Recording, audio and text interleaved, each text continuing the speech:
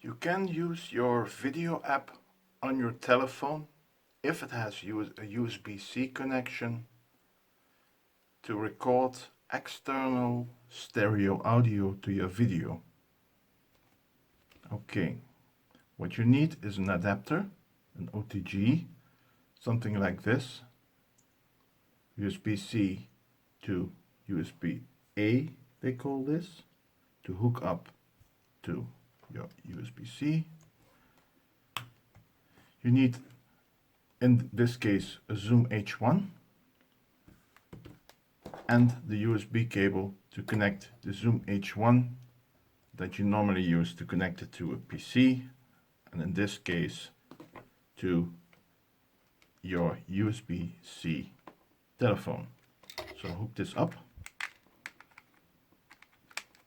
Then the H1 will give a signal asking, like all good Zooms, if you want to use it like a card reader or an audio interface. Well, let's make it an audio interface. And for me and most, I think it's not 44 kilohertz but 48. So you have to switch it with the buttons on the side to 48. And then just press the record button to activate it. And now it's a USB audio interface. And we are using the two microphones here to send to the phone. A nice thing about the Zoom is, you want to record something loud or a concert or anything, it has input volume. So you can just put it less loud so it doesn't get distorted. Okay, so now we go to the phone, put this down. My telephone is a Sony Xperia 1 Mark IV, so the last year's model, and it has two camera apps and all the stuff like that. But a friend of mine has a Samsung A52 and it worked just out of the box fine with that. Nice thing with the Sony app is that it's very comprehensive, so it also has an audio meter to the side.